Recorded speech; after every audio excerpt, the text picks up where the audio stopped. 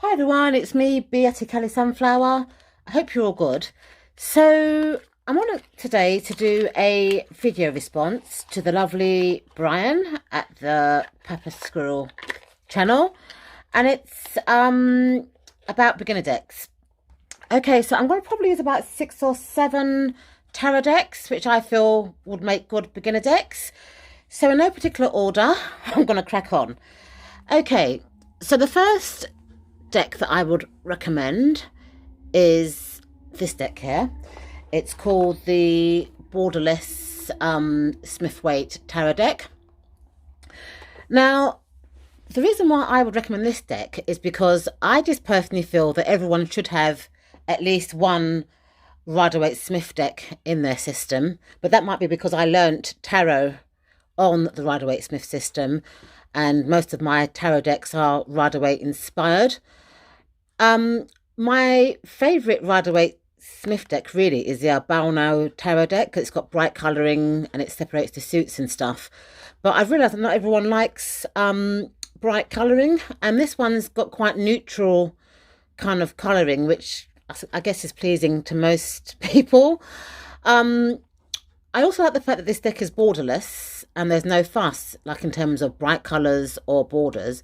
And this would give like a beginner the opportunity to really look into the cards, you know, with no added distractions. So I'll just show you a few of the cards from this deck.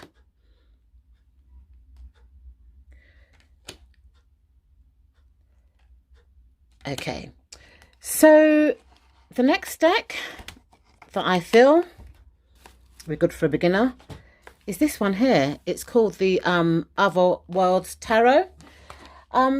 I haven't seen much reviews of this deck on YouTube, and if you do want a flick through of this deck, do let me know in the comments bar and I will do it. But this is a keyword deck. Cards are quite large.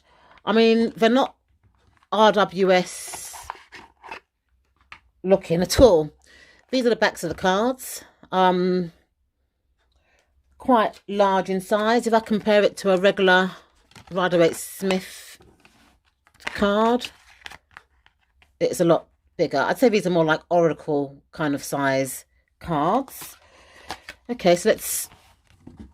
Oh dear, sorry about this, I'm a bit klutzy today. Okay, so what I like about this deck is that how it's got really nice keywords. So the Fool, it says leap of faith, magician, focus, high priestess, mediation or meditation, empress, she's pregnant in their creativity. And each suit is color coded. So for example, the major arcana is got like a grey kind of borders. The minor arcanas are kind of pippish, but again, it's got lovely keywords. So the cups, for example, now are kind of like this, kind of like tealy green. Ace of Cups, love. Two of Cups, balance. Three of Cups, celebrations. Four of Cups, boredom. You know, the pentacles are kind of reddish, which I think would have been better for the wands, to be quite honest. But hey ho, you know. And again, they've got keywords, and you know, Six of Pentacles, sharing. You know, I just like the keywords. The swords are blue. Ace of Swords, growing mental energy. I like that kind of keyword. And the wands are kind of like a green, so Ace of Wands, new action. So I think they've swapped the colouring around for the pentacles and the wands. Okay, so another deck, another Marseille deck, is this one here. This is called the Black Power Tarot deck, and it's a major only deck. I keep it in this lovely bag. I printed out the kind of keyword meanings, lovely backs of the cards.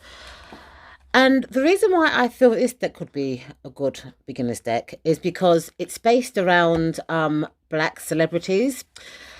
And I kind of learnt my tarot meanings through like songs or personality types of close friends and family. And I think that's a good way to learn tarot. And because some people might find learning 78 cards all at once quite overwhelming, I think it's good to kind of, this would be good to learn the major arcana first at least. So this one here, which is the Lover's card, I think that's James Brown. That's is it Eartha Kitt? I think it is. Is it Eartha Kitt? Or, no, Etta James this one is. And Mrs. Gladys Knight. So it just, and each of the archetypes kind of fit the persona or the energy of the card, you know, because James Brown was a lover's man, and you know, etc., etc. This one here, which is the Hermit, was it the pup? Yep. This one here is Johnny L. Jones. This is the Emperor. So this would be Howling Wolf. The Empress is Nina Simone. You know, I just think it's a good kind of way to memorize cards if you kind of put it into song or link it to a celebrity or, you know, something like that. So the next deck is this one here. It's called the Sharman Caselli Tarot deck. It's Rider-Waite inspired as well. It used to be called the Beginner's deck. So I remember having this deck before and it was called the Beginner Tarot, but I think they changed the name and they republished it. Rider-Waite inspired. Oops, I always find these boxes hard to open. Oh dear. Let's take out a few cards so I can show you. So they're Rider-Waite inspired. They kind of got like this kind of yellowish kind of feel. But I think this would be a good alternative to people who find the images on the traditional deck not so attractive. So it's just another depiction, I guess, of the Rider-Waite Smith system. Okay, so another tarot deck that I also feel will be good is this one here. It's called the Lorna Soul Tarot. I'm not quite sure if this deck is in print, but this is the box for it. And to me, this deck has very soft imagery. The colours are very soft. And again, it's another depiction of the RWS system. It's kind of multicultural as well. And I just think it'd be quite good for a beginner.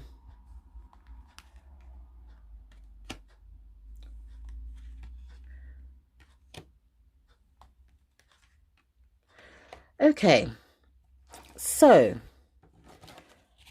another deck is this one here. It's a new Pallandini Tarot, and again it's very Rider-Waite Smith inspired. To me, this is quite clear to read. Nice big lettering and stuff, and I like the expressions of the faces of the archetypes in this deck. It's a very expressive deck to me. I think it'd be perfect for a beginner.